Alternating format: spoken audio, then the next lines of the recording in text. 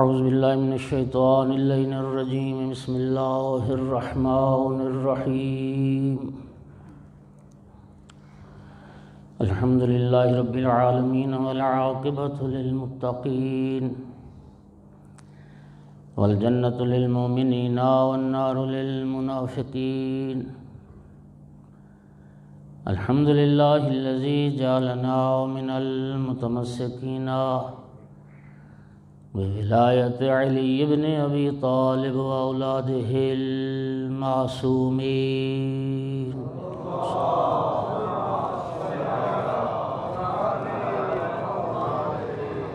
الحمد للہ الذی جعلنا من الباقین علی سیدۃ نساء العالمین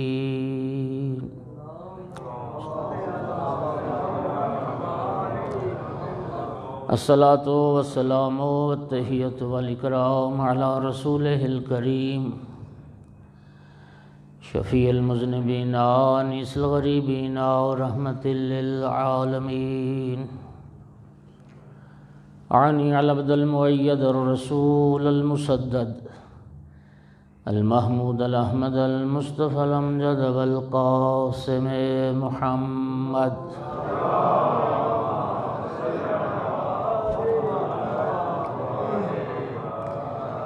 ثم الصلاة والسلام والتحیۃ والاکرام علی آلہ الطیبین الطاہرین المعصومین المنتجبین المنتخبین المظلومین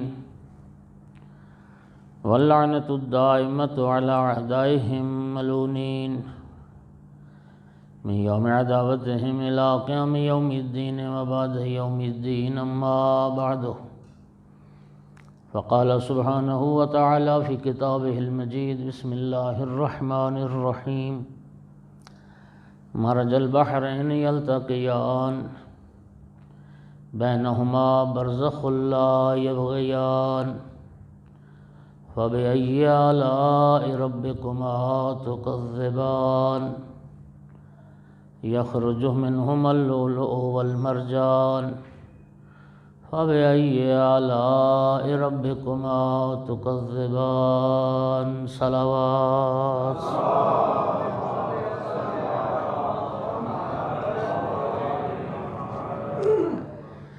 مومنین کرام، سورہ مبارکہ رحمان کی چند آیات تلاوت کی ہیں۔ ارشاد پروردگار مرج البحرین یلتقیان، اللہ رب العزت نے اپنی قدرت کاملہ سے دو بحر جاری فرمائے ہیں، دو بحر خلق فرمائے ہیں جو آپس میں ملتے ہیں۔ بینہما برزخ لا یبغیان، اور ان دو دریاؤں کے درمیان ایک برزخ ہے، ایک حجاب ہے، جس کی وجہ سے وہ دونوں ایک دوسرے پر زیادتی اور سرکشی نہیں کرتے۔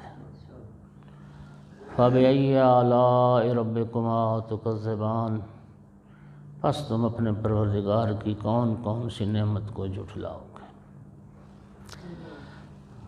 چھٹے امام نے فرمایا جب تم اس آیت کی تلاوت کرو فَبِأَيِّ آلَاءِ رَبِّكُمَا تُكَذِّبَانِ، تو اس آیت کے بعد پھر کہو میرا اللہ میں تیری کسی نعمت کی تکذیب نہیں کرتا۔ یخرج منہما اللؤلؤ والمرجان، پھر ان دو دریاؤں کے ملاپ کے نتیجے میں ان سے لؤلؤ موتی اور مرجان نکلتے ہیں۔ فَبِأَيِّ آلَاءِ رَبِّكُمَا تُكَذِّبَانِ۔ مومنین کرام، جب ان آیات کی تفسیر کا مطالعہ فرمائیں تو مرج البحرین، وہ جو دو دریا آپس میں ملاقات کرتے ہیں، ایک دریائے عصمت و طہارت جناب صدیقہ کبریٰ صلوات اللہ علیہا،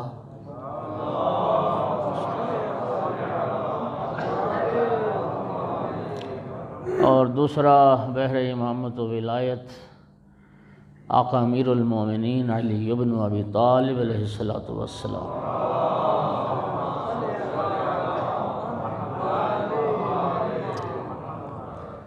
معصوم نے فرمایا ان دو دریاؤں سے مراد یہ ہے، اور ان کے درمیان جو برزخ ہے وہ سرکار دو عالم رسالت مآب صلی اللہ علیہ وآلہ وسلم کی ذات مبارک۔ صلوات پڑھیے سارے۔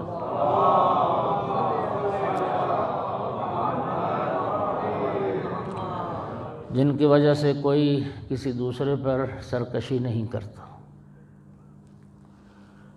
یخرج منہما اللؤلؤ والمرجان، لولو سے مراد امام حسن مجتبی علیہ السلام، اور مرجان سے مراد امام حسین علیہ السلام۔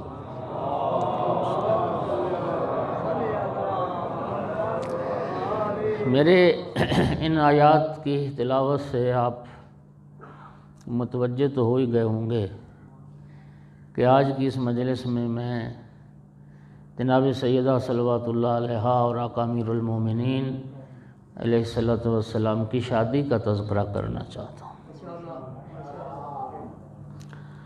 سامعین گرامی، شادی اسلام کی تعلیمات میں سے بڑی ایک اہم تعلیم ہے۔ اسلام دین فطرت ہے۔ دین اسلام نے انسان کی جنسی خواہشات کی تکمیل پر کوئی پابندی عائد نہیں کی ہے۔ جنسی خواہشات کی تکمیل کے لیے ایک جائز راستہ بتایا ہے جسے نکاح کہتے ہیں، اور اسلام شادی کو نکاح کو عبادت کا درجہ قرار دیتا ہے۔ مسیحیت کے عقیدے کے برخلاف، مسیحی عقیدے میں بیوی بچوں کو روحانی ترقی کی راہ میں رکاوٹ سمجھا جاتا ہے، لیکن دین اسلام انسان کی معنوی روحانی ترقی کا بیوی بچوں کو ذریعہ سمجھتا ہے۔ اس لیے نبی کریم نے فرمایا نکاح من سنتی، نکاح میری سنت ہے، فمن راغب عن سنتی فلیس منی، جو میری سنت سے انحراف کرے، منہ پھیرے۔ انحراف کا مطلب کیا ہے؟ یعنی جنسی خواہشات کی تکمیل کے لیے نکاح کو چھوڑ کر اگر کوئی اور راستہ اختیار کرتا ہے، فلیس منی، وہ مجھ سے نہیں ہے، یعنی میں اس کا نبی نہیں، وہ میرا امتی نہیں۔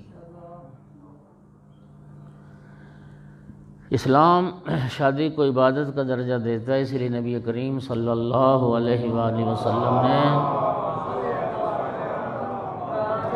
ارشاد فرمایا من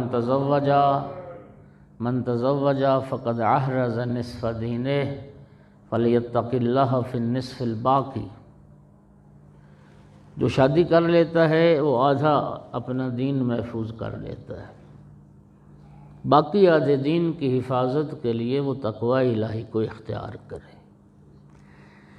بلکہ ایک حدیث میں فرمایا من تزوج فقد احرز ثلث دینہ، وہ شادی کر لیتا ہے وہ اپنا 2/3 دین محفوظ کر لیتا ہے، 1/3 دین کی حفاظت کے لیے وہ تقوی الہی کو اختیار کرے۔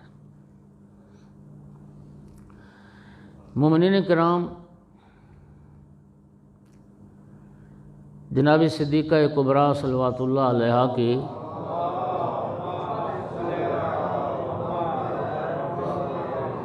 نو سال مکمل ہو گئی عمر مبارک، اور 10واں سال تھا بی بی پاک صلوات اللہ علیہا کی زندگی کا مدینہ منورہ میں،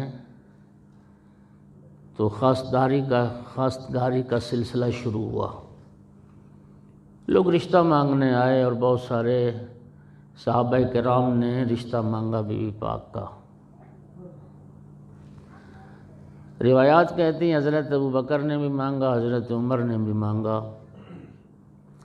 عبد الرحمن بن عوف نے بھی مانگا، اور جب بھی سیدہ طاہرہ کی خواستگاری کے لیے کوئی آتا تھا تو نبی کریم فرماتے تھے امرہا الی ربہا، فاطمہ کا معاملہ اللہ کے ہاتھ میں، فاطمہ کا عقد وہیں ہوگا جہاں خدا چاہے گا۔ عبد الرحمن بن عوف آیا، عرض کرتا یا رسول اللہ، میں تاریخ عرب کا کثیر ترین حق مہر دینے کو تیار ہوں، آپ اپنی لخت جگر کا عقد مجھ سے کر دیں۔ کتنا حق مہر؟ 100 اونٹ، 100 اونٹ، اور وہ خالی نہیں، مصر کے قیمتی ریشمی کپڑوں سے لدا ہوا، اور 10,000 دینار۔ یہ بہت بڑی رقم تھی اس زمانے کی، بہت بڑی رقم تھی۔ یا رسول اللہ میں اتنا حق مہر دینے کو تیار ہوں، آپ اپنی لخت جگر کا عقد مجھ سے کر دیں۔ جب مال دنیا کی پیشکش کی، سید الانبیاء کے چہرے پہ غضب کے آثار پیدا ہوئے۔ آقا کے سامنے خاک اور چھوٹی وہ کنکریاں پڑی تھیں، ایک مٹھی اٹھا کے ابن عوف کے منہ پہ ماری، اور سرکار نے فرمایا تو مجھے دنیا دار سمجھتا ہے، امرہا الی ربہا، فاطمہ کا معاملہ اللہ کے ہاتھ میں، جہاں خدا چاہے گا میری بیٹی کا وہیں عقد ہوگا۔ صحابہ کرام کا بیان ہے کہ ہمیں یقین ہو گیا کہ رسول اللہ اپنی لخت جگر کا عقد کریں گے تو مولا علی علیہ السلام سے کریں گے اور کسی سے نہیں کریں گے۔ مولا امیر المومنین علی ابن ابی طالب علیہ السلام جب خواستگاری کے لیے چلے، سرکار حضرت ام المومنین جناب ام سلمہ کے پاس تھے، دق الباب کیا۔ جناب ام سلمہ نے آواز دے کے پوچھا کہ دروازے پر کون ہے؟ رسول اللہ نے فرمایا ام سلمہ دروازے پر وہ آیا جو اللہ اور اللہ کے رسول سے محبت کرتا ہے، اللہ اور اللہ کا رسول اس سے محبت کرتا ہے۔ میرا بھائی علی آیا۔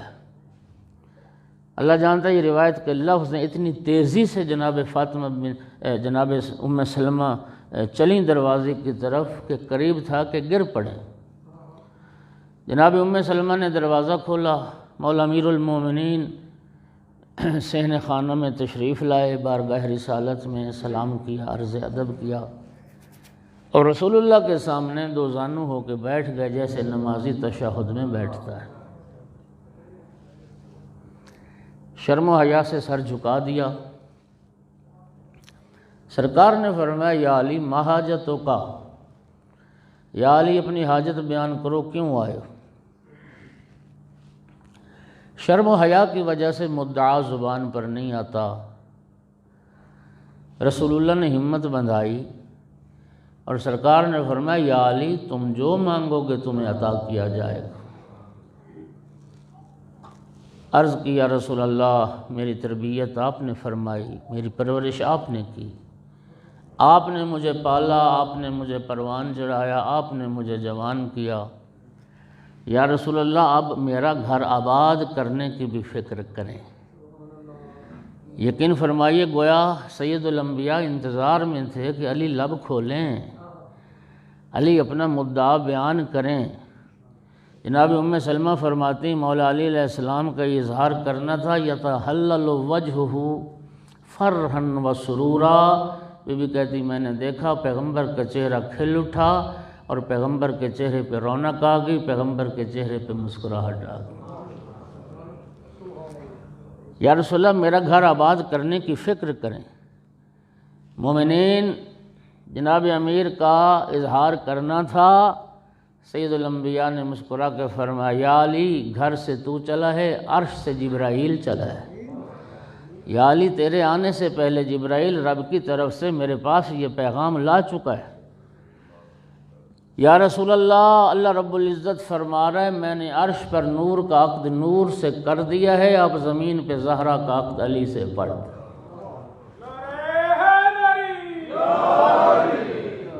مہربانی بھائی آپ کی، میں تو سمجھا یہاں رواج ہی نہیں ہے نعرے کا، ہاں جی خطیب کے ساتھ بولنے کا یار سسٹم نہیں۔ چلو بات سنیں، ہاں جبرائیل رب کی طرف سے یہ پیغام لا چکا ہے کہ میں نے عرش پر نور کا عقد نور سے کر دیا ہے، اب زمین پہ زہرا کا عقد علی سے پڑھ دیں۔ آپ جانتے ہیں نا ہمارے ہاں جو میں نے بعض جگہ دیکھا ہے یہ جو دعوت نامے شادی کارڈ جو چھپتے ہیں، پہلے کسی زمانے میں اردو میں چھپتے تھے، اب چونکہ سارا معاشرہ بہت پڑھ لکھ گیا ہے اب انگریزی میں چھپتے ہیں۔ تو اس پہ نا ایک جملہ لکھا ہوتا ہے کہ جوڑے عرشوں پر بنتے ہیں، ہے نا، یہ ہمارے معاشرے میں رائج بھی ہے کہتے ہیں کہ جوڑے عرشوں پر بنتے ہیں۔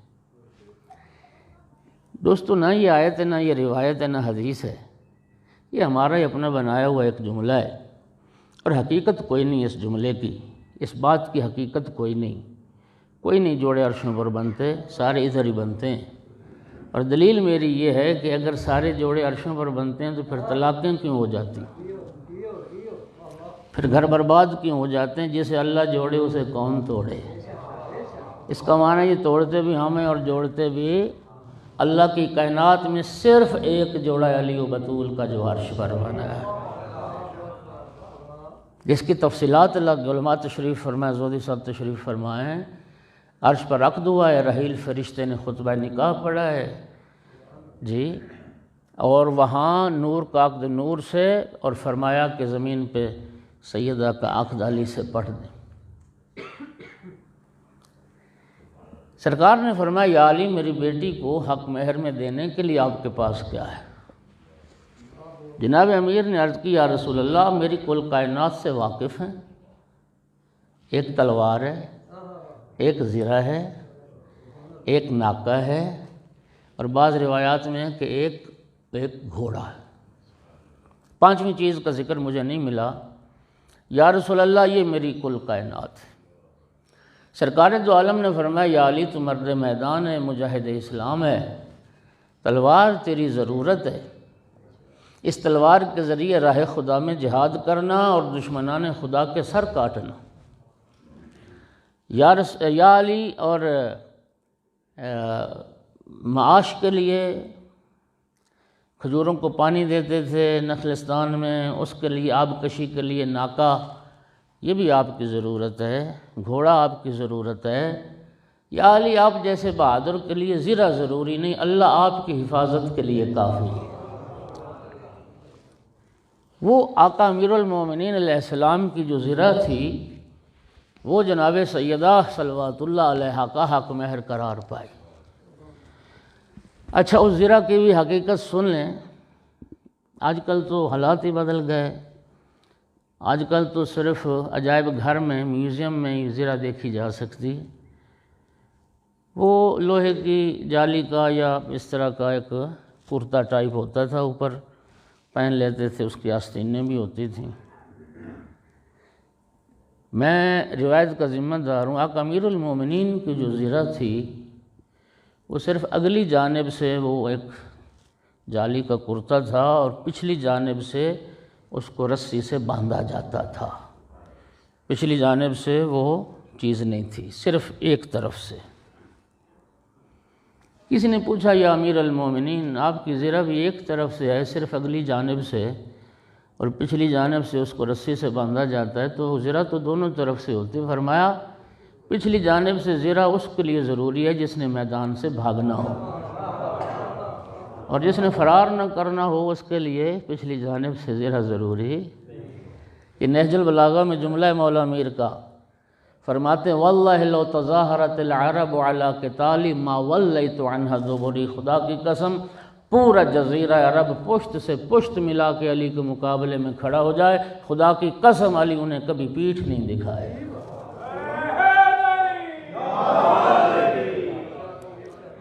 کبھی انہیں پشت نہیں دکھائی۔ یا علی اللہ آپ کی حفاظت فرمائے گا۔ وہ جو زرہ تھی مولا امیر المومنین علیہ السلام کی، وہ جناب سیدہ طاہرہ صلوات اللہ علیہا کا حق مہر قرار پایا۔ 500 درہم کی وہ زرہ فروخت کی گئی، 500 درہم بی بی پاک کا حق مہر بنا۔ ظاہر شریعت کا حکم ہے، خود شارع مقدس اٹھے، سیدہ طاہرہ صلوات اللہ علیہا کے پاس تشریف لائے، فرمایا فاطمہ بیٹی تیری خواستگاری کے لیے وہ آیا ہے، اقدمہم سلما واکثرہم علما واعظمہم حلما۔ فاطمہ بیٹی تیری خواستگاری کے لیے وہ آیا ہے جو اسلام میں سب سے مقدم، جس کا علم سب سے زیادہ، جس کا حلم حوصلہ بردباری بھی سب سے زیادہ۔ سامعین گرامی، خواستگاری جب رشتے کی بات چلتی ہے، معاف کیجئے ہمارے حالات بڑے عجیب ہو گئے ہیں، پتہ نہیں کدھر سے کدھر چلے گئی ہمارے پیش نظر اب عقیدہ یا اس کا عمل یا کردار یہ ثانوی حیثیت رکھتا ہے۔ طرفین والے، بیٹی والے بھی بیٹے والے بھی، رشتے کی بات چلے تو جو پہلا سوال ہوتا ہے طرفین کی طرف سے وہ مالی حیثیت کا سوال ہوتا ہے، گھر دیکھا جاتا ہے، ذرائع انکم کیا ہیں، معاشی حالت کیسی ہے، یہ چیزیں دیکھی جاتی ہیں۔ دوستو یاد رکھیے، شریعت نے بیٹی کی شادی کر یا بیٹے کی، شریعت کہتی کفو ہونا چاہیے، کفو، اور ہم نے کفو نے صرف مال دنیا کو بنایا ہے، جبکہ اسلام میں کفو دو چیزیں ہیں، ایمان اور کردار۔ عقیدہ کیا ہے، اس کا عمل کیسا ہے۔ جہاں بیٹی دے رہے ہو وہاں یہ بھی دیکھو کہ اس گھر میں دین دیانت کا کیا حال ہے۔ جس لڑکے کو اپنا داماد بنانا چاہ رہے ہو اس کے کردار اور اس کے ایمان کے بارے میں بھی سوچ لو، صرف اس کے وہ مادی پہلو پیش نظر نہ رہے، معاشی پہلو پیش نظر نہ رہے۔ اس گھر میں پردے کا نظام ہے، انتظام ہے، اس گھر کے دروازے دیر تک کھلے تو نہیں رہتے، اس گھر میں غیر محرم تو نہیں آتے، اس گھر میں مصلی جانماز بھی ملتا ہے، اس گھر میں اذان تلاوت کی آواز بھی آتی ہے۔ یقین کرنا، میں ملتان میں ایک خمسہ پڑھ رہا تھا، چند سال ہوئے، حقوق زوجین اس وقت میری مجلس کا موضوع تھا۔ دوسرے دن کسی بچی کی طرف سے ایک لیٹر آیا مجھے، ممبر پہ کسی نے لا کے مجھے دیا۔ یقین کریں مجھے شرم آ رہی ہے میں جملے دہراؤں۔ ایک بچی کی طرف سے تھا، وہ کہہ رہی تھی کہ میرے حالات ایسے ہیں کہ میری شادی ہوئی ہے اور میرا جو شوہر ہے وہ بالکل دین سے بغاوت ہے اس کی، اور حالت یہ ہے وہ اپنے دوستوں کو لے کے آتا ہے گھر میں، میرے سامنے بٹھاتا ہے، مجھے اپنے دوستوں کے سامنے بٹھاتا ہے اور مجھے مجبور کرتا ہے کہ میں اس کے دوستوں کی بھی خدمت کروں۔ میرے بھائیوں، جب دین دیانت نہیں ہوگی تو پھر یہی حالات ہوں گے۔ خط موجود ہے امام رضا علیہ السلام کی خدمت میں، کسی نے لکھا تھا، فرزند رسول میری بیٹی کا رشتہ ہے میرے خاندان سے، بڑے صاحب حیثیت لوگ ہیں، بڑے مالدار لوگ ہیں، لیکن لڑکا شراب پیتا ہے، میں بیٹی دے دوں؟ امام رضا علیہ السلام نے جواب میں سختی سے منع فرمایا، شرابی کو کبھی بیٹی نہ دینا۔ شرابی کو بیٹی دینے کے دو معنی ہیں، ایک تو یہ ہے کہ قطع، یہ صلہ رحمی نہیں، قطع رحمی ہے، اور دوسرا بیٹی کو بھی گناہ پر آمادہ کرنا ہے اگر شرابی کو بیٹی دینا۔ ایمان دیکھا جائے، کردار دیکھا جائے، ایمان، کردار، یہ کفر ہے، یہ کفر ہے۔ لیکن بس دنیا کی چمک دمک ایسی ہے۔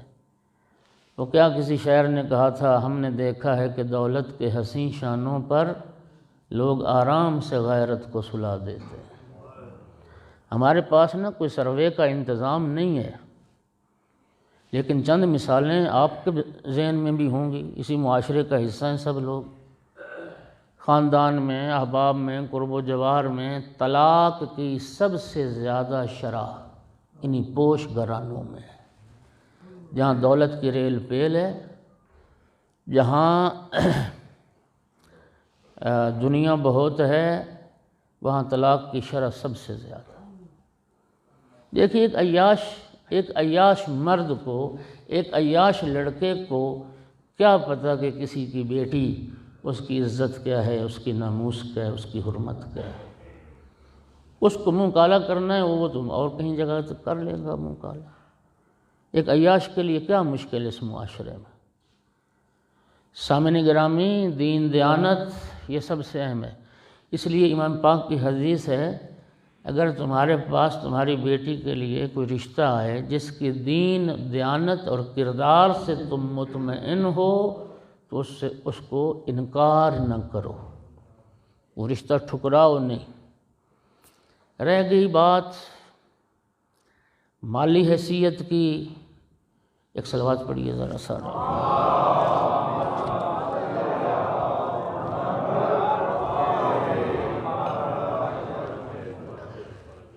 اللہ پاک قرآن میں فرما رہا ہے یغنیہم اللہ من فضلہ واللہ واسع علیم، اگر تنگ دست بھی ہو گئے تو اللہ اپنے فضل سے غنی کر دے۔ چھٹے امام کی حدیث ہے، اور یہ ہمارے معاشرے میں ہے مسئلہ، لڑکا پہلے تعلیم حاصل کرے، پھر نوکری کرے یا کاروبار کرے، پھر گھر بنائے، پھر اس کی شادی ہوگی۔ چھٹے امام نے فرمایا جو فقر کے خوف سے کہ شادی کروں گا بیوی کو کھلاؤں گا کہاں سے، جو شادی کو ترک کرتا ہے، من ترک التزویج، فقر کے خوف سے، فرمایا وہ اللہ کے رازق ہونے کا یقین ہی نہیں رکھتا۔ قبلہ موجود ہے، شادی کو روایات میں باب من ابواب الرزق کہا گیا ہے، شادی رزق کے دروازوں میں سے ایک دروازہ ہے۔ تو شادی خود ایک سبب ہے، ایک عامل ہے انسان کے لیے وسعت رزق کا۔ جب ظاہر ہے ایک ذمہ داری کندھوں پہ آئے گی، پھر وہ سستی نہیں کرے گا، پھر وہ کوشش کرے گا، اور جب کوشش کرے گا تو اللہ تعالیٰ یقیناً اس کو نتیجے سے سرفراز فرمائے گا۔ تو اصل چیز میرے دوستو، میرے محترم ساتھیوں، ایمان، جس طرح اللہ پاک فرماتا ہے نا الا بذکر اللہ تطمئن القلوب، جس طرح دل اللہ کی یاد سے آباد ہوتے ہیں، یہ گھر بھی اللہ کے ذکر سے آباد ہوتے ہیں، یہ گھر بھی اللہ کی یاد سے آباد ہوتے ہیں۔ فاطمہ بیٹی، تیرا رشتہ مانگنے وہ آیا ہے، اقدمہم سلمن، اسلام میں سب سے مقدم، اکثرہم علمن، جس کا علم سب سے زیادہ، اعظمہم حلمن، جس کا حلم، حوصلہ بردباری بھی سب سے زیادہ۔ فاطمہ بیٹی، علی آئے ہیں آپ کی خواستگاری کے لیے، بیٹا اب آپ کی رائے کیا ہے؟ سیدہ طاہرہ نے شرم و حیا سے سر جھکا دیا، رسول اللہ نے نعرہ تکبیر بلند کیا، اللہ اکبر، اور فرمایا سکوتہا اقرارہا، فاطمہ کی خاموشی ہی فاطمہ کا اقرار۔ اب فرمایا فاطمہ بیٹی 500 درہم آپ کا حق مہر ہے، کیا یہ حق مہر آپ کو منظور ہے؟ جب بھی دوستو شادی کی محفل ہو تو ظاہر نکاح جب ہوتا ہے تو پھر حق مہر کی بحث بھی آتی ہے۔ حق مہر کتنا ہونا چاہیے؟ کوئی کہے گا جی شرعی حق مہر لکھ لیں۔ شریعت میں حق مہر کی کوئی حد معین نہیں ہے، ہر وہ حق مہر شرعی ہے جس کا خاتون تقاضا کرے، جس پر خاتون راضی ہو۔ البتہ ہمارے معاشرے میں پھر افراط و تفریط ہے، اس زمانے میں بھی، ابھی شاید تھوڑا عرصہ ہوا ایک نکاح پڑا تو 500 روپیہ حق مہر کہنے لگے۔ عجیب، جو ایک شریف فریضہ ہے کوئی نہ کہ 500، اور اس شادی پہ موبائل بانٹے گئے، موبائل فون جو ہے سیل کی تقسیم کی، فضا میں یوں پھینکے گئے۔ عجیب، زیادہ سے زیادہ سنت طریقہ کنیزان حضرت زہرا صلوات اللہ علیہ کے لیے سنت طریقہ کیا ہے کہ اتنا حق مہر ہونا چاہیے جتنا جناب سیدہ صلوات اللہ علیہ کا تھا۔ یہ سنت ہے جو مہر فاطمی کہلاتا ہے۔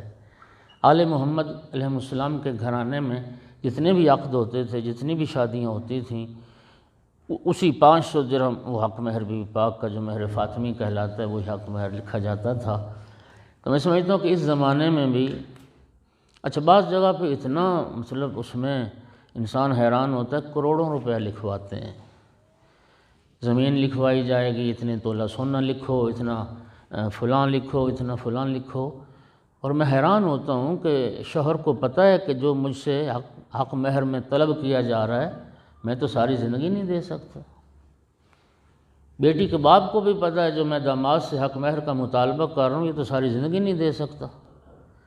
پتہ نہیں اس حق مہر کی شرعی حیثیت کیا ہوگی، اس شادی کی نکاح کی شرعی حیثیت کیا ہوگی کہ دے نہیں سکتا۔ بچے کی تحفظ کے لیے اور بچے کی حفاظت کے لیے سارا کچھ ہوتا ہے۔ میرا بھائی، شادی، توجہ کیجئے گا، شادی کا فلسفہ پتہ ہے قرآن نے کیا بیان کیا ہے؟ اچھا، یہ بڑی خوبصورت آیت ہے، ایک صلوات پڑھیے ذرا سارے حضرات۔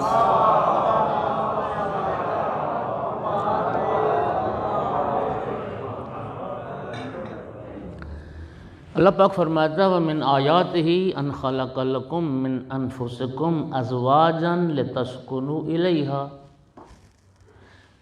اللہ کی آیات میں سے، اللہ کی نشانیوں میں سے ایک نشانی یہ ہے، اللہ نے تمہارے لیے تمہارے اندر سے ہی تمہاری بیویوں کو پیدا کیا ہے، تمہاری ازواج کو خلق کیا ہے۔ توجہ ہے، اللہ کی نشانیوں میں سے تمہاری بیویاں بھی تمہاری نشانیاں ہیں۔ ایک طبقہ ہے پاکستان میں جنہیں اس بات سے بھی بڑی تکلیف ہے کہ مجتہدین عظام مراجع کرام کے نام کے ساتھ آیت اللہ کیوں لکھا جاتا ہے؟ اے خدا کے بندو، قرآن پاک میں یہ اللہ کی جتنی بھی مخلوقات ہیں یہ سب اللہ کی آیات ہیں، نشانیاں۔ اللہ قرآن میں بیوی کو بھی آیت کہہ رہا ہے، بیوی بھی آیت اللہ ہے، وہ بھی اللہ کی نشانی ہے۔ صلوات تو پڑھ دو سارے۔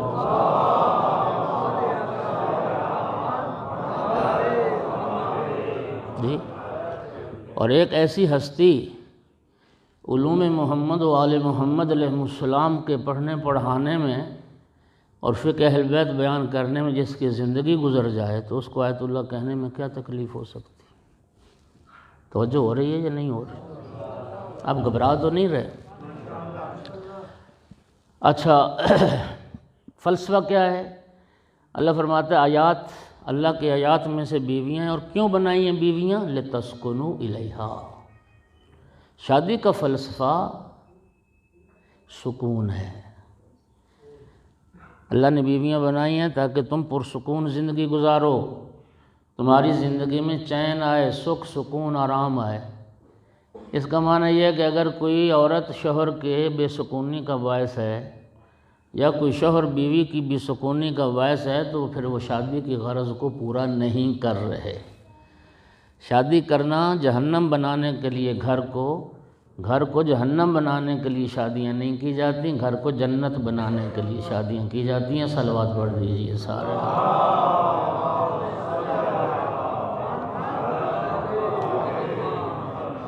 تو شادی تو ایک محبت کا رشتہ ہے۔ جب حق مہری اتنے کروڑوں روپے لکھوا دیا اور نہ جانے کیا کیا مطالبہ کر لیا شوہر سے، وہ تو بنیادی بغض پر رکھی گئی، وہ تو بنیادی نفرت پر رکھی گئی۔ زندگی میں چین کہاں سے آئے اور سکون کہاں سے آئے اور محبت اور الفت کا رشتہ کہاں سے قائم ہو؟ البتہ ایک حدیث ضرور ہے، خیر النساء امتی اقلہن مہرن، میری امت کی سب سے بہترین عورتیں وہ ہیں جن کا حق مہر تھوڑا ہو۔ نبی کریم نے جب فرمایا فاطمہ بیٹی 500 درہم آپ کا حق مہر،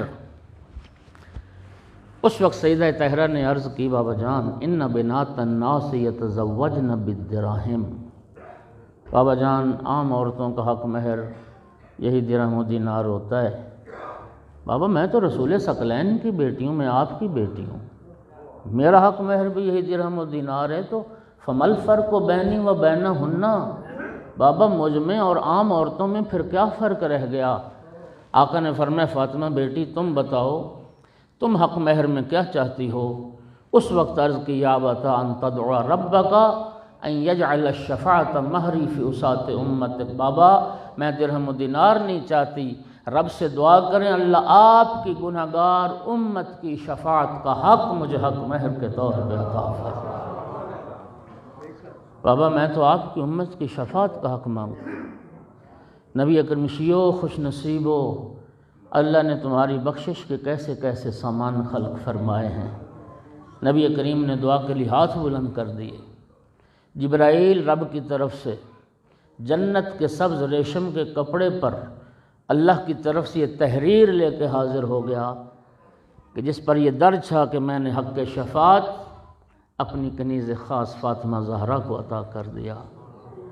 اور تفسیر البصائر میں بھی سورہ کوثر کے ذیل میں روایات آئی ہیں، جب بی بی پاک صلوات اللہ علیہ کا وقت شہادت قریب ہوا اور جناب امیر المومنین علیہ السلام کو جو سیدہ نے وصیتیں فرمائیں، ان میں وہ وصیت کا جملہ موجود ہے، یا ابوالحسن جب مجھے دفن کرنا، وہ جنت سے جو تحریر آئی تھی جس پر میرا حق مہر درج ہے، اس تحریر کو بھی میرے سینے پر رکھ دینا۔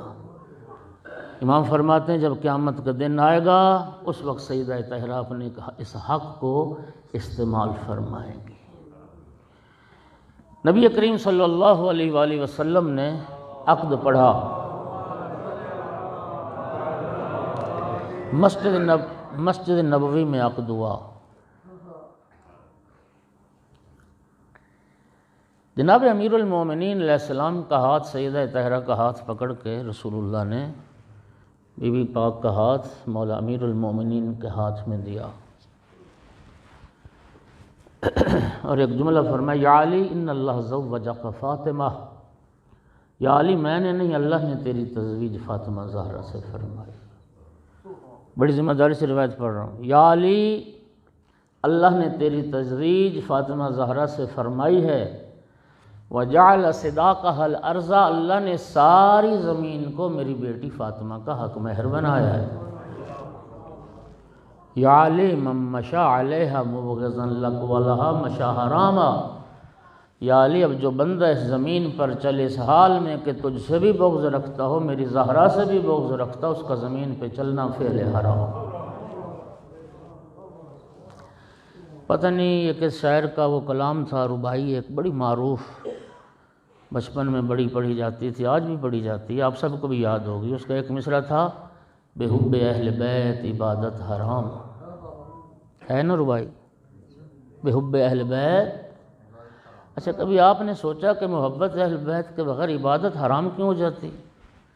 یعنی اگر آل رسول کی محبت نہیں تو نماز نہیں فعل حرام ہے، حج نہیں فعل حرام ہے، وجہ کیا؟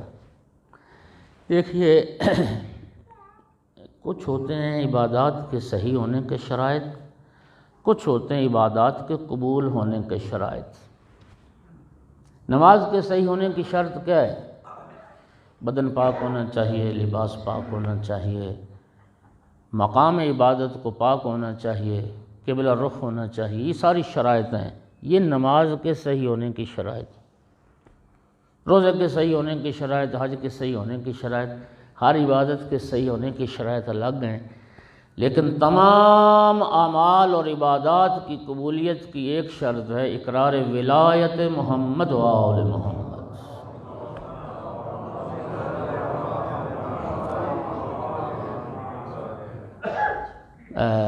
وہ امام صاحب العصر کا جو زیارت نامہ ہے اس میں ایک جملہ آتا ہے، اشہد ان بولایتک تقبل الاعمال، آقا میں گواہی دیتا ہوں اعمال آپ کی ولایت کے صدقے میں قبول ہوتے ہیں۔ اقرار ولایت محمد و آل محمد علیہ السلام قبولیت اعمال کی شرط ہے۔ یہاں پہ حدیث پڑھوں گا تو میرا موضوع مکمل نہیں ہو پائے گا۔ کچھ ہوتے ہیں عبادات کے قبول ہونے کے شرائط، کچھ ہوتے ہیں عبادات کے صحیح ہونے کے شرائط۔ نماز کے اور باقی تمام عبادات کے صحیح ہونے کی ایک شرط کامن ہے، اور وہ کیا ہے؟ مقام عبادت کو مباح ہونا چاہیے، پاک ہونا بھی شرط ہے، مباح ہونا بھی۔ مباح ہونے کا معنی کیا ہے کہ غصبی نہیں ہونی چاہیے، جس جگہ پر آپ عبادت کر رہے ہیں اللہ کی وہ جگہ غصبی نہیں ہونی چاہیے۔ آپ کسی کے گھر پہ قبضہ کر کے وہاں نمازیں پڑھیں تو باطل ہے نماز آپ کی، اس لیے کہ جو مالک ہے اس جگہ کا وہ راضی نہیں ہے۔ اس میں کوئی اختلاف ہے کسی کا؟ مقام عبادت کو مباح ہونا چاہیے۔ توجہ چاہ رہا ہوں، بے حب اہل بیت عبادت حرام اسی لیے کہ ساری عبادتیں کہاں ہوتی ہیں؟ اسی زمین پر، اور یہ زمین حق مہر ہے جناب صدیقہ کبریٰ فاطمہ الزہرا صلوات اللہ علیہا کا۔ سامعین گرامی اب عبادت اسی کی صحیح ہوگی جس پہ بطول راضی ہو جائے۔ اور رسول اللہ کی متفق علیہ حدیث پڑھ رہا ہوں، پیغمبر نے فرمایا ان اللہ یغضب لغضب فاطمہ ویرضی لرضاہا، اللہ اس پر غضبناک ہوتا ہے جس سے بطول غضبناک ہو جائے، اللہ اسی سے راضی ہوتا ہے جس سے بطول راضی ہو۔ سجدہ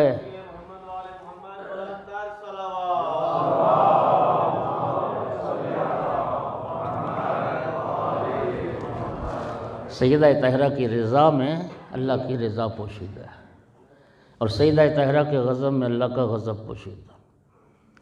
ارباب دانش اشارہ کر کے آگے بڑھ جاؤں گا، سوچتے رہیے گا، غصبی جگہ پر جب نماز باطل ہے، غصبی جگہ پر جب عبادت حرام ہے، تو غصبی جگہ پر دفن ہو جانا شرف کیسا۔ صلوات پڑھ دو محمد و آل محمد۔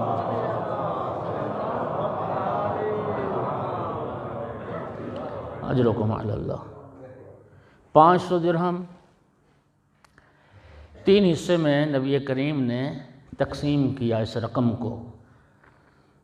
ایک حصے سے بی بی پاک صلوات اللہ علیہ کے لیے جہیز خریدا گیا، ایک حصے سے دعوت ولیمہ کا اہتمام ہوا،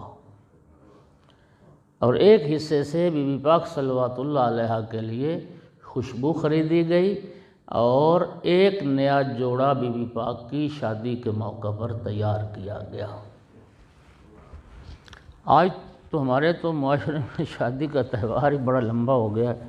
ہاں جی، پہلے تو صرف شادی تھی، اب شادی سے پہلے پیچھے بہت ساری اور بھی رسمیں ہوتی ہیں جن کو کرنا پڑتا ہے۔ اسلام کی سادہ سی تقریب تھی، اب شادی کے فنکشن سے جو غریب ماں باپ ہیں وہ بیچارے پریشان ہو جاتے ہیں کہ کیسے کریں گے شادی۔ کیا خیال ہے؟ ساتھ تو دو یار، ساری دنیا تو بحریہ ٹاؤن میں نہیں نہ رہتی، صلوات پڑھو سارے بلند آواز۔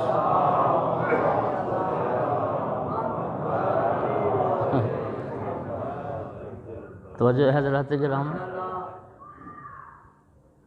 ہائے ہائے، اصل میں ہم ہندو مسلم مخلوط معاشرے میں رہے 75 سال ہو گئے، پورے 75 سال ہو گئے نا جی، پاکستان کو آزاد ہوئے۔ ہم جو اس ہندو مسلم مخلوط معاشرے میں رہے، ہم مسلمان ہندوؤں کو تو اسلام کچھ سکھا نہ سکے، لیکن ہندوؤں سے ہم نے بہت کچھ سیکھا، اور اتنا سیکھا رسم و رواج کہ 75 سال گزر جانے کے بعد بھی ہم ان رسم و رواج کے قیدی ہو گئے اور پابند ہو گئے۔ آج ایک ہندو کی شادی اور ایک مومن کی شادی کی ویڈیو دونوں کی بنا لیں، نکاح اور پھیرے کے علاوہ کوئی فرق ہی نظر نہیں آتا۔ کیا خیال؟ ایک ہندو کی اور ایک مومن کی شادی میں یہ ایک نکاح والا جو حصہ ہے، اس کے علاوہ کیا فرق؟ ساری وہی رسمیں، سارے وہی طریقے، سارا وہی سلسلہ۔ اسلام کی تو بڑی سادہ سی ایک تقریب تھی۔ جہیز کی بات آ رہی، میں وہ کر رہا ہوں۔ یقین فرمائیے، نبی کریم نے فرمایا تھا کہ وہ گھر ہلاکت سے محفوظ رہتا ہے جس گھر میں بیٹی ہوتی ہے۔ چھٹے امام کی حدیث ہے، وہ ماں باپ خوش قسمت ہوتے ہیں جن کی پہلی اولاد بیٹی ہوتی ہے۔ اور ایک حدیث سن لو گے حیران ہو جاؤ گے، فرمایا خیر اولادکم البنات، رسول اللہ فرماتے ہیں تمہاری بہترین اولاد تمہاری بیٹیاں ہیں، تمہاری بہترین اولاد تمہاری۔ حضرت موسیٰ اور حضرت خضر کا جو قصہ ہے نا قرآن پاک میں، جب اس لڑکے کو قتل کر دیا حضرت خضر نے، اور جب حضرت موسیٰ علیہ السلام نے پوچھا اس کا راز کیا تھا، تو اس کا راز پتہ کیا بتایا تھا کہ یہ لڑکا زندہ رہتا نا تو ماں باپ کے لیے ننگ و رسوائی کا سبب بنتا۔ آپ نے ایسی مثالیں دیکھی معاشرے میں نے دیکھی، منتیں مانگ کر اللہ سے بیٹا لیا، وہ بیٹا جوان ہوا، وہ اس نے اذیت کرنا شروع کی ماں باپ کو، ایسا نافرمان اور بدتمیز اور بد تہذیب نکلا، وہی ماں باپ اس کے مرنے کی دعائیں کر رہے۔ حضرت خضر نے فرمایا اس کا راز یہ تھا، اگر یہ ماں باپ متدین تھے، زندہ رہتا، ماں باپ کے ننگ و رسوائی کا سبب بنتا، اس کے لیے قتل کر دیا گیا۔ کیوں؟ تاکہ اللہ اس سے بہتر اولاد اس کے ماں باپ کو عطا کرے، اور تفسیر میں لکھا اس بیٹے کے بدلے اللہ نے پھر ان ماں باپ کو ایک بیٹی عطا کی کہ جس بیٹی کی نسل سے 70 نبی دنیا میں تشریف لائے۔ تمہاری بہترین اولاد بیٹیاں۔ یقین کرنا دوستو، قبل از اسلام جو جاہلیت کا زمانہ تھا، آج بھی کم و بیش وہی ہے، وہی۔ بیٹی پیدا ہوتی ہے، ماں باپ کی نگاہ دور تک جاتی، غریب ماں باپ کیا کریں؟ یہ خودکشیاں کیوں ہو رہی ہیں؟ ماں بیٹیوں کو لے کے نہر میں کود گئی، ماں نے باپ نے زہر کھا لیا، بچے برائے فروخت کے وہ اس نے اشتہار لگا دیے، اپنے ہاتھوں سے ماں باپ بیٹیوں کو مار ڈالا۔ بیٹی جوان ہوگی، اس کو کل رخصت کیسے کریں گے؟ اس کے ہاتھ پیلے کیسے کریں گے؟ جہیز کہاں سے آئے گا؟ سسرال والوں کی ڈیمانڈ کہاں سے پوری ہوگی؟ یہ سب ہندوانہ رسم و رواج۔ اللہ کو گواہ بنا کے کہہ رہا ہوں، کوئی قبل از اسلام قرآن کہتا ہے اذا بشر احدهم بالانثى فظل وجهه مسودا، جب کسی کو بتایا جاتا تھا نا کہ بیٹی پیدا ہوگی، خبر سن کے چہرہ سیاہ ہو جاتا تھا اس کا۔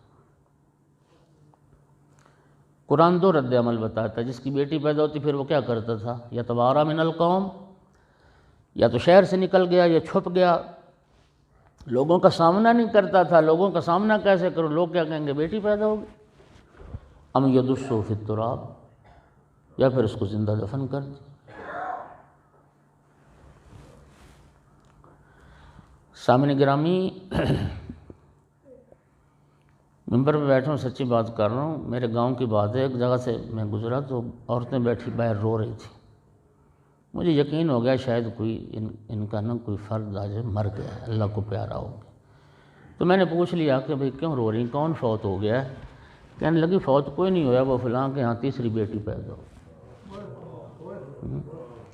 بیٹا پیدا ہو لڈو بانٹے جاتے ہیں، جشن منائے جاتے ہیں، بیٹی پیدا ہو کوئی لڈو نہیں بانٹے جاتے، کوئی خوشی نہیں منائی جاتی، بیٹی کی ولادت پہ کوئی مٹھائیاں تقسیم نہیں ہوتی۔ یعنی ہم مسلمان ہو کے بھی باوجود اس کے کہ ہم سب جانتے ہیں کہ جس رسول کا کلمہ پڑھتے ہیں اللہ نے بیٹے دیے لے لیے، رسول اللہ بھی بیٹی کے باپ بنے بالآخر، لیکن ہمیں بیٹیاں اچھی نہیں لگتی۔ وہ اچھی نہیں لگتی، اس کی وجہ یہ ہے تعلیمات محمد و آل محمد سے دوری، پیغمبر اور آل پیغمبر کا طریقہ چونکہ ہم نے چھوڑ دیا اور ہندوانہ رسم و رواج ہم نے اپنا لیے، یہ چیز ہماری پریشانی کا سبب بن گئی۔ غریب ماں باپ پریشان ہوتے ہیں، جہیز کہاں سے آئے گا؟ جوانوں، دوستوں، بزرگوں، ساتھیوں، بھائیوں، آج کی مجلس کا یہی میسج اور یہی پیغام ہے۔ بی بی پاک صلوات اللہ علیہ کی سیرت میں جہیز کا تذکرہ تو ضرور ملے گا، لیکن یاد رکھیے 2-3 باتیں۔ جہیز کا مطلب کیا ہے؟ جہیز کا مطلب یعنی مرد عورت کو نئی زندگی شروع کرنے کے لیے جو ضروریات زندگی ہیں وہ فراہم کرنا، وہ سامان جو زندگی کی ضرورت ہے وہ جہیز ہے۔ یاد رکھیے میرے دوستو، کیا خوبصورت جملہ ہے، معصوم کا ہے، کسی صاحب معرفت کا ہے۔ وہ کہتے ہیں کہ ضرورت اور خواہش کا ہم فرق بھول گئے ہیں، ہم ضرورت اور خواہش کے فرق کو بھلا بیٹھے ہیں۔ انہوں نے فرمایا تھا ضرورت فقیر کی بھی پوری ہو جاتی ہے اور خواہشات بادشاہوں کی بھی پوری نہیں ہوتی۔ ضروریات زندگی وہ کیا سامان تھا؟ آپ بی بی پاک کی سیرت پر کوئی کتاب اٹھا لیں تو وہ ٹوٹل 25-30 چیزیں ہیں جو بی بی پاک کا جہیز ہے۔ سب سے پہلے چند مٹی کے برتن تھے، ایک برتن نبی کریم جب صحابہ کرام وہ خرید کے لائن، ایک مٹی کا برتن نبی کریم یوں اٹھا کے ہاتھ پہ رکھتے، الٹ پلٹ کے دیکھتے، ایک برتن کو دیکھتے چلے گئے، اور دیکھنے کے بعد فرمایا میرا اللہ اس گھر میں اپنی رحمتیں نازل فرما جن کا اکثر اسباب مٹی کا ہو۔ جو بڑے تکیے تھے جو چھوٹے تکیے تھے ان میں کھجور کے پتے بھرے ہوئے تھے، ایک تانبے کا ایک تشت تھا کپڑے وغیرہ دھونے کے لیے، کھجور کے پتوں سے بنا ہوا ایک ظرف تھا، جی ایک گوسفند کی کھال یہ کھال بنت پیغمبر کے بستر کے طور پر استعمال ہوتی تھی، اور روایت موجود ہے کہ اسی گوسفند کی کھال پر دن کو اونٹنی کو چارہ ڈالا جاتا تھا، ناقہ کو، اور رات اہل بیت رسول سونے کے لیے استعمال کرتے تھے۔ ایک پردہ تھا، ایک چادر تھی، ایک چکی تھی، جی ایک چرخہ تھا۔ یہ مختصر سامان زندگی۔ یہاں جو بڑی اہم بات ہے، جو پیغام ہے آج کی مجلس کا، وہ یہ ہے کہ یہ جو جہیز بی بی پاک کی سیرت میں جس کا تذکرہ ہے، پہلی بات تو یہ ہے کہ جہیز اتنا مختصر تھا کہ امت پیغمبر کا غریب سے غریب بندہ اس سے بہتر جہیز اپنی بیٹی کو دے سکتا ہے۔ اور دوسری بات جو سب سے اہم ہے، یہ جو جہیز دیا گیا، یہ جہیز نبی کریم نے اپنی جیب سے نہیں دیا ہے، یہ جہیز اسی حق مہر کی رقم سے خریدا گیا جو مولا علی علیہ السلام نے ادا کی۔ اس کا معنی یہ ہے کہ اگر جہیز کا تقاضا زیادہ تو پھر حق مہر اتنا زیادہ دو کہ تمہاری ڈیمانڈ پوری کی جا سکے۔ اب مجھے ایمان سے بتائیے، اگر پیغمبر اور آل پیغمبر کا طریقہ زندہ ہو جائے، پیغمبر اور سیرت اہل بیت میں تو یہ بات ہے کہ جہیز کا فراہم کرنا یہ بیٹی والوں کی قطعاً ذمہ داری نہیں ہے، یہ بیٹے والوں کی ذمہ داری ہے۔ جو گھر چلا سکتا ہے، ضروریات زندگی فراہم کر سکتا ہے، جو عزت کی روٹی کھلا سکتا ہے، وہ شادی کرنے کا حق بھی رکھتا ہے۔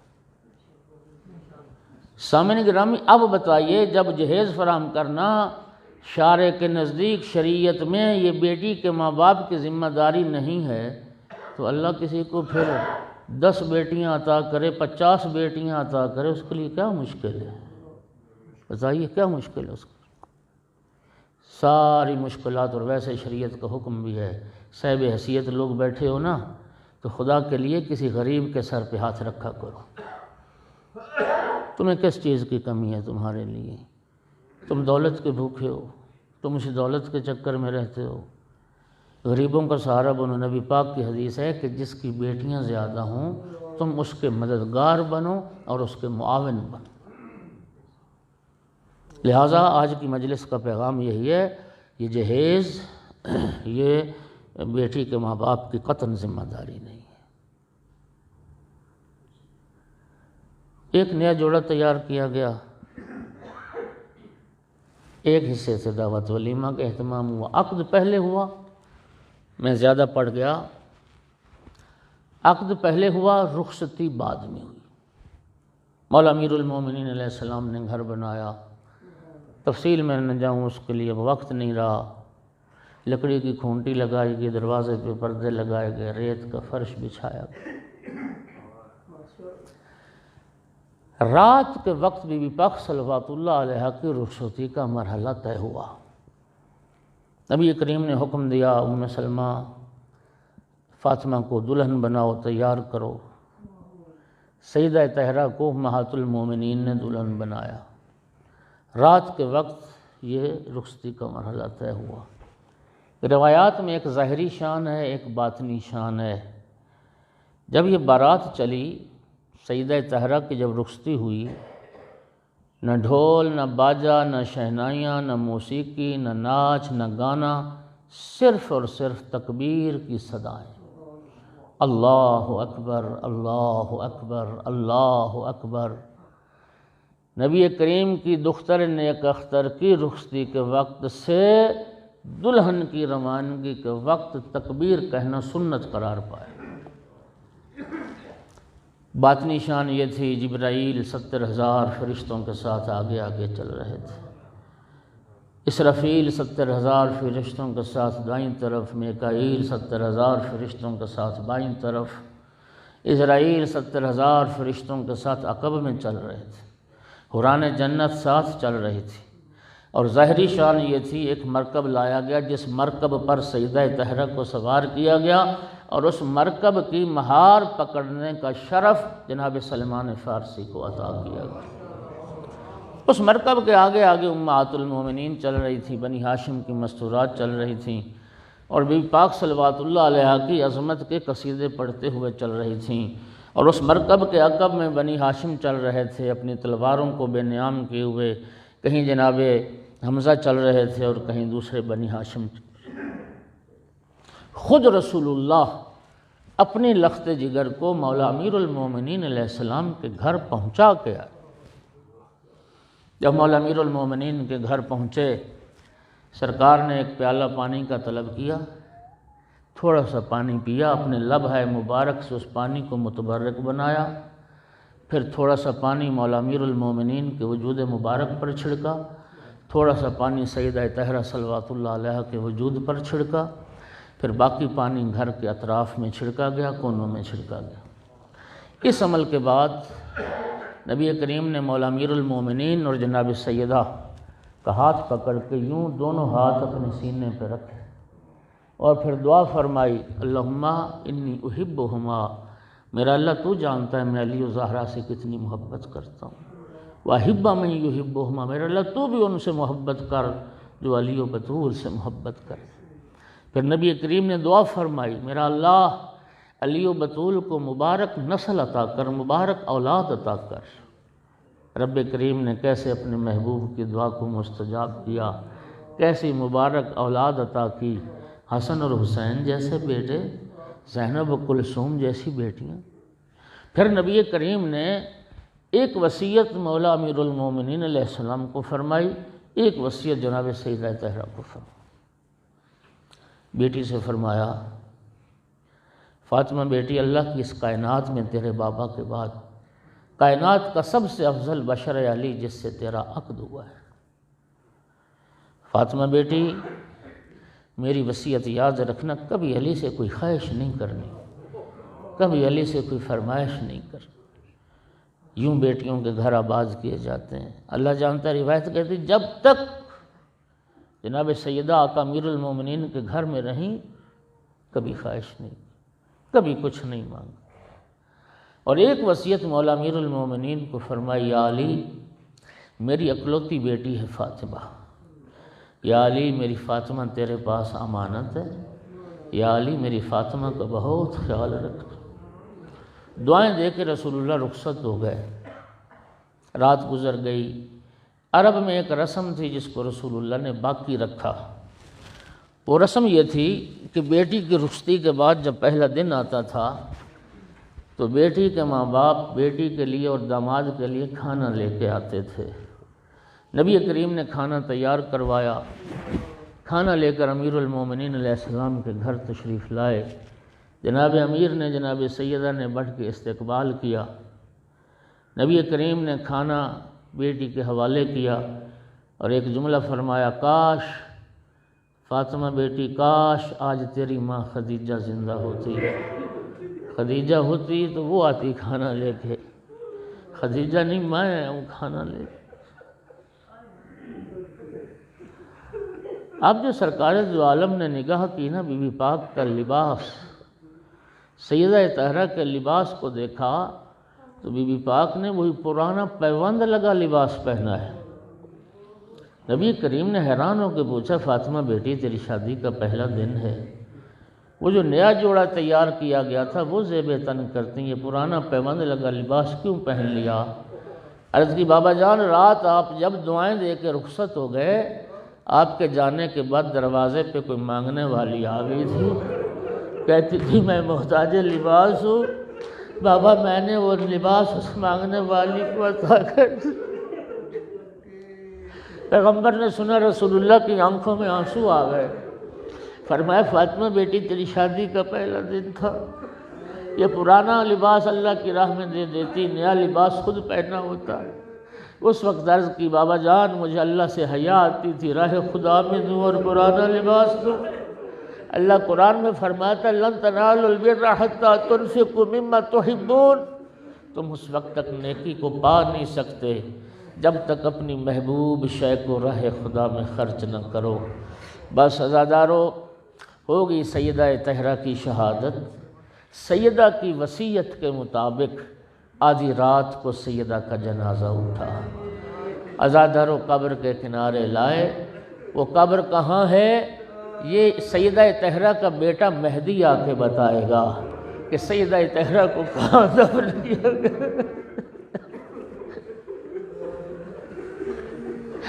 سیدہ کا جنازہ مولا امیر المومنین کے ہاتھوں پر قبر کے کنارے آپ نے تدفین کا مرحلہ دیکھا ہوا ہے۔ جب میت کو دفن کرتے ہیں کچھ ہوتے ہیں میت دینے والے، کچھ قبر میں اتر کر میت وصول کرتے ہیں۔ مولا امیر المومنین کے ہاتھوں پہ بطول کا جنازہ تھا، انتظار میں تھے کہ اب میت وصول کون کرے۔ عزادارو ایک مرتبہ قبر سے دو ہاتھ رسول اللہ کے ہاتھوں کے مشابہ پیغمبر کے ہاتھ برآمد ہوئے، ایک آواز ہے، یا علی لاؤ میری امانت میرے حوالے کر دو، یا علی لاؤ میری امانت میرے حوالے کر دو۔ عزادار جملے کا سننا تھا، امیر المومنین کی چیخیں نکل گئی، عرض کی یا رسول اللہ مجھے معاف کر دینا، جو امانت میرے حوالے کر کے گئے تھے یا رسول اللہ وہ امانت سلامت نہیں ہے، یا رسول اللہ امانت کا پہلو زخمی ہے، یا رسول اللہ خود زہرا سے سوال کرنا، آپ کے بعد آپ کی امت نے آپ کی بیٹی کے ساتھ اجرکم علی اللہ، اجرکم علی اللہ۔ تدفین ہو گئی، دفنا دیا سیدہ طاہرہ کو، اجرکم علی اللہ، اجرکم علی اللہ۔ اٹھے قبر پیغمبر سے رسول اللہ کی قبر پر تشریف لائے۔ نہج البلاغہ میں پورا خطبہ موجود ہے، 2 جملے پڑھنے لگا ہوں۔ لکھا ہے کہ اتنا غم طاری تھا مولا امیر المومنین پر، اتنی غم کی شدت تھی مولا علی پر، زارو قطار رو رہے تھے۔ رسول اللہ کی قبر پہ آ کے سلام کیا، السلام علیکہ یا رسول اللہ، انی وان ابنتک النازلۃ الیک، یا رسول اللہ میری طرف سے بھی سلام ہو، یا رسول اللہ آپ کو آپ کی بیٹی کی طرف سے بھی سلام ہو، یا رسول اللہ آپ کی بیٹی آپ کے پاس پہنچ گئی، یا رسول اللہ کتنا جلدی زہرا مجھ سے جدا ہو گئی۔ جملہ سننا عزادارو، جناب امیر المومنین رسول اللہ کی قبر پہ کھڑے ہو کے عرض کر رہے تھے، یا رسول اللہ کل عن صفیت کا صبری، یا رسول اللہ علی کا صبر تمام ہو گیا، یا رسول اللہ استرجعت الودیۃ، جملہ سننا، استرجعت الودیۃ واخذت الرہینۃ واختلست الزہراء، یا رسول اللہ جو امانت میرے حوالے کر کے گئے تھے وہ امانت مجھ سے پلٹا لی گئی، یا رسول اللہ زہرا کو مجھ سے چھین لیا گیا، یا رسول اللہ زہرا کو مجھ سے جدا کر دیا گیا، کلا عن صفیت کا صبری، یا رسول اللہ زہرا کی موت میں مجھ سے صبر نہیں ہوتا۔ اما میں علماء کی موجودگی میں اگلے جملے کا ترجمہ کرنے لگا ہوں، ہم کیا سیدہ طاہرہ کی عزاداری کریں گے؟ 1 سال کے بعد ایام فاطمیہ میں 5 مجلسیں، 1 سال کے بعد ایام فاطمیہ میں 10 مجلسیں، جاؤ نہج البلاغہ میں خطبہ موجود ہے، علماء سے جا کے ترجمہ کروا لینا، میرے لفظوں کی تصدیق ہو جائے گی۔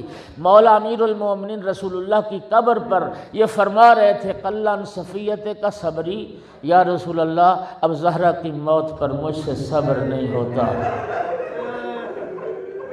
اما حزنی فسرمد، جملہ سننا، قبر پیغمبر پر فرما رہے تھے، یا رسول اللہ علی جب تک زندہ رہے گا زہرا کا عزادار بن کے زندہ رہے گا، یا رسول اللہ یہ وہ غم ہے جو کبھی ختم ہونے والا نہیں ہے۔ اما لیلی فمسہدو، یا رسول اللہ اب زہرا کی جدائی میں علی کی راتیں جاگ جاگ کے گزریں گی، یا رسول اللہ علی کو راتوں کو نیند نہ آئے گی۔ الا لعنۃ اللہ علی القوم الظالمین وسیعلم الذین ظلموا ای منقلب ینقلبون۔